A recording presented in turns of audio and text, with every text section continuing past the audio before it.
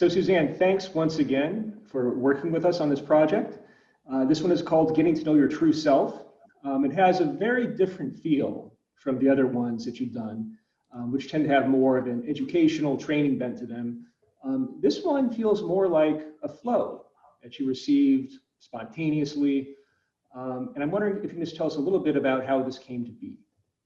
That's exactly what it is, Garrett. It was received in the middle of the night. I've found that if I lie there in bed and I can't sleep after at least half an hour, there's a reason for that, and I'm supposed to get up. And often I'll be led to a certain book in my personal library or something on the internet, and it always leads to something amazing. But in this case, I went and found myself sitting at the computer at 3 in the morning, and these words just started flowing out of me, just one-line sentences, and it just went on and on and on. And I said, this is supposed to be a Hemi-Sync recording. I mean, literally it was like that.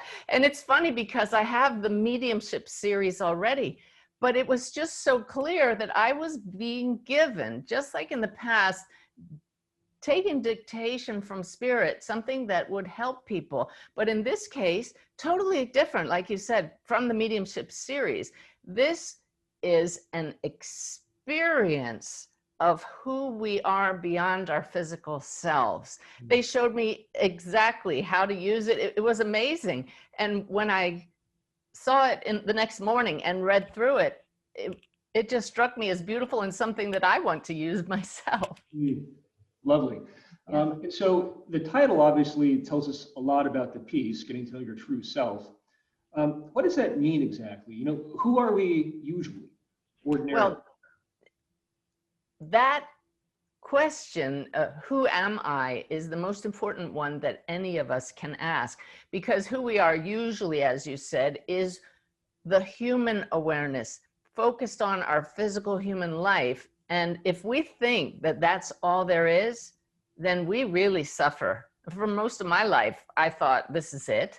And even if you believe in an afterlife, you can still feel that you are separate from higher beings or separate from the very source that breathes you. But the more you do meditations and experiences like this one, the more you come to know that the illusion about this reality is this, that we could possibly be separate from this awareness with a capital A, as I refer to it. So I think a lot of people get that intellectually. Yes. But as the piece starts, you invite the listener to experience themselves apart from what you call their story. What does that mean? Oh gosh, and I'm so glad you made that point, because that's true. For years, once I started on the spiritual path, I did understand it intellectually.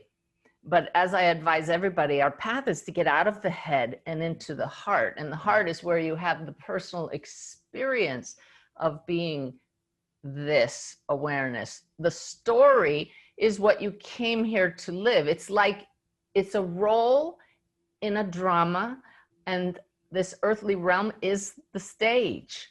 Doesn't mean it's not real. We're living it. It's very real. It's an experience, as it says on the recording, of sensations, thoughts, and feelings. But we call that reality, when really everything is an experience of awareness. And so we get so caught up in the story, we feel that this story is all there is, when through the personal experience of something beyond the story, beneath the story, our deepest essence, pure presence before there was any story, and after there is this story, that brings about a whole level of knowing that is pure joy, like my sign says here. Once you feel it, you want that. Yeah. Because that's where we find peace. And that's the goal of this experience, to help people realize that peace is right here. And just to make this concrete for folks, and tell me if I'm getting off base from what you intended here, but when you talk about story, you're talking about the circumstances in which we were born and raised. So our parents, our education, you know, even our name, our culture, our religion, who we associate with, what we believe, what we do for work, all of this. That story. Exactly.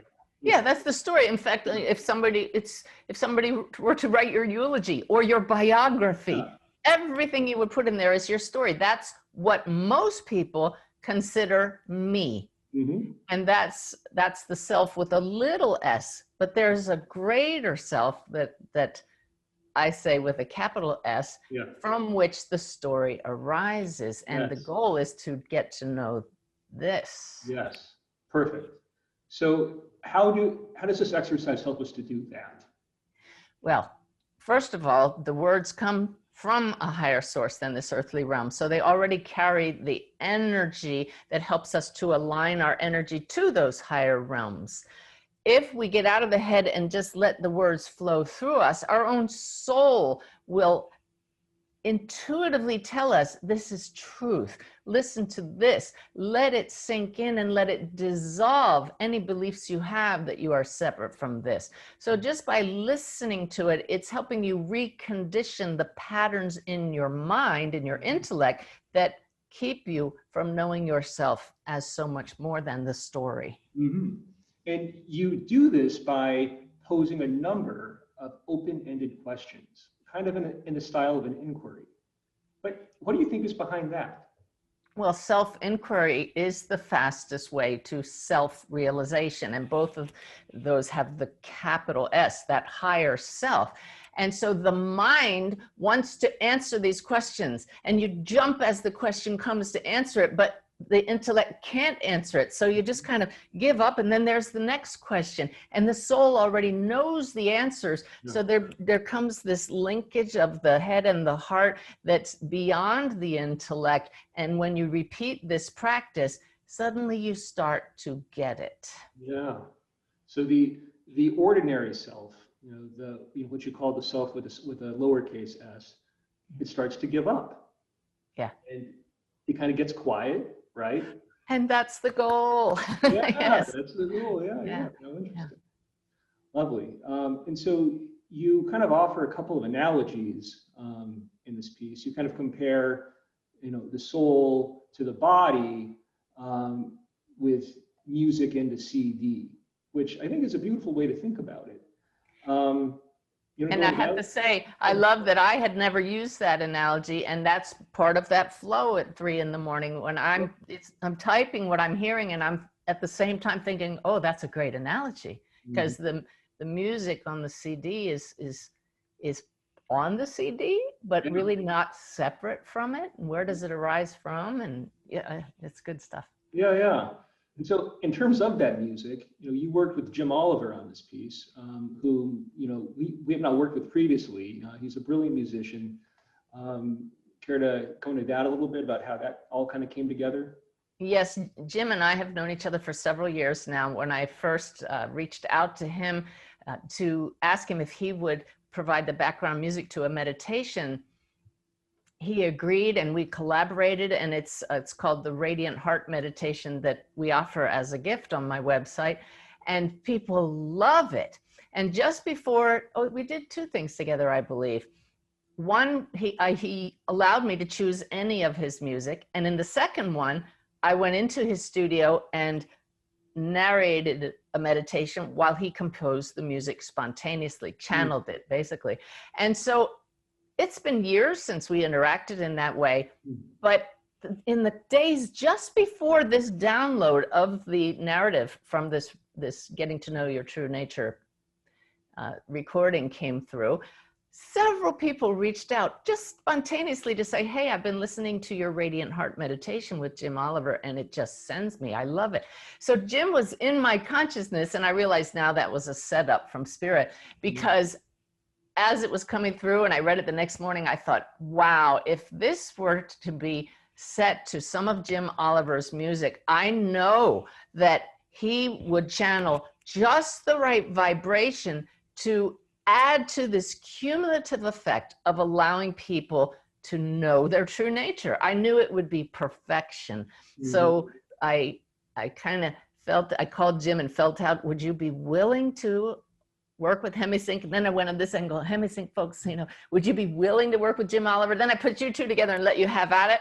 And he said, yes. And you said, yes. And I have to tell you, when I got the piece of music and I heard that first tone, I literally went, oh, Yeah. because I mean, just this fullness, the vibration of it. And I just knew the rest would be perfect. And as I went, he's such a genius, and the music just continuously brought this soaring opening of the heart that is perfection. Yeah, I couldn't agree more. My experience of it and actually doing the exercise was similar. His music is the perfect complement to your flow. Yeah. So there's two exercises on this album. There's a guided one, and then an open exercise, which also has some guidance, but less. Gives you more space. You know, my experience in the guided exercise was, it was like your voice was like suspended in the music, like it was floating. Yeah. And then in the open exercise, I had this experience of, you know, the music and the tones kind of carrying me, suspending me. And so that was an interesting, not a contrast really, but two different ways of experiencing kind of this inner reality, this inner truth. And it's beautiful the way those two tracks complement each other, because the first one really does plant the seeds to those who need to bring that awareness to the surface of their human awareness. And then the second track with that openness really gives time for the listener to experience pure being and being presence itself. So you can go back and forth, but this is something, Garrett, to be listened to over and over and over, because the way our human lives are, it's so easy to get dragged right back into thinking we're separate and our human story. The drama is very attractive. So I know that personally, I've already been listening to the pre-release copies and loving it every morning. And it's something that will be a tool moving forward just to keep me centered and balanced.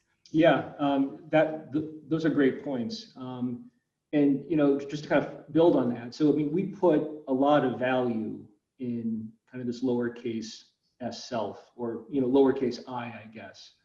And, you know, especially for, you know, the folks in this community, you know, many of whom are on a path, you know, are on a journey.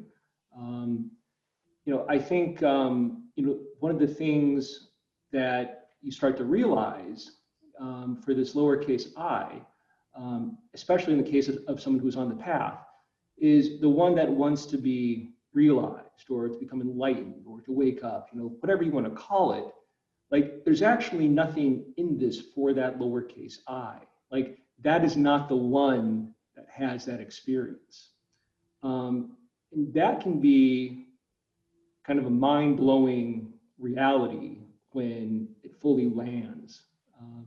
And this exercise, or these two exercises, I think, is a perfect vehicle in which to have that realization, to have that experience. Yeah, I'm very, very grateful for the way it flowed. And what happened afterwards when I was asked to write the accompanying literature, because there's a PDF document that goes with if you get the digital download, or there's a beautiful booklet if you get the CD itself. I sat down and said, now, how did we describe exactly what this experience is? And basically, it's how do you describe what this oneness is? And what followed was a nonstop flow again. Yeah. Basically, that booklet is channeled. And I speak from no ego here. I just reread it in preparation for this interview, and that is channeled, and it's one of the best descriptions of oneness I've ever read. It's really hard to put into words who we really are, and I'm just so grateful to higher consciousness for gifting us with that. Lovely. So this entire piece really is flowed from the guidance to the music to the manual. And that's the goal for everybody who listens to it, that they can get in that flow. And as a result of coming to know yourself as both the limited self and the limitless self with a capital S, you can get into this kind of flow. You can get answers to any questions you ask, guidance, insights, just by dropping into that pure state of being, as you'll hear on the recording, this awareness with a capital A, here, now. Yeah. And so you describe the state as a state of magnificence, Huh. Yeah. luminosity. Is there a danger, you think, in the small I again, the small self, kind of co-opting this experience, this authentic experience, and trying to make it its own?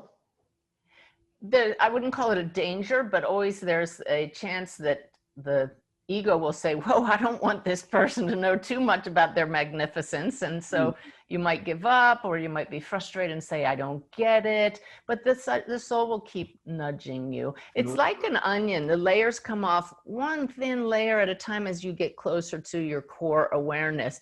And there will come moments when you think you really get it, and then you slip back into the drama. And that's why the journey is so beautiful, because you keep having these bursts of awareness as layer after layer comes off, until you get to that beautiful moment when you feel that what is looking through your eyes and seeing this experience around you is not the limited self anymore.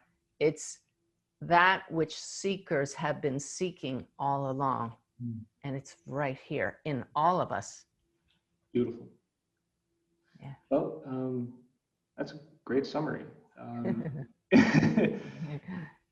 Is there anything else you think people should know about this as we kind of introduce it to the world? You just allowed me to say that final point, and that is it. That I'm so grateful for this opportunity to share this with people, because so many people who are seeking don't realize what they're seeking. They don't know, and they are looking out there, and it is in here and out there, because it's all that is. Out there is a projection of this, and I'm not taking responsibility or ownership of this, because as everyone who participates says, it's the same I, capital I.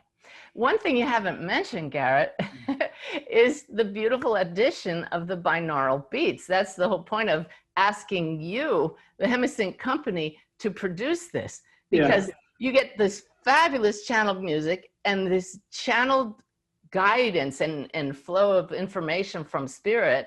And then you add in the binaural beats, which puts your brain in just the right state to be open and receptive to this. And that's the trifecta. That is the perfection of this experience. People who may not have experienced the binaural beats before are going to say, whoa, what just hit me, as you drop into that space so much easier than if those tones weren't in there. Yeah, thanks for that. I mean, when I was describing kind of how the exercise felt like it was suspending me or holding me, it is really kind of the confluence of those things, the inspired guidance from source, the inspired music from source, and the frequencies, the Hemi-Sync frequencies, that kind of all come together to create a really magical experience. That's it. That's. Yeah. I look forward to the feedback from people, because I know it's going to blow them away. I'm sure it will. So Suzanne, thanks once again for this. And I hope everyone likes it. If you found this useful, please share it up or leave a question in the comments. We'll try to get back to you. I look forward to all your feedback. Thanks, Suzanne. All right. Thank you, Garrett.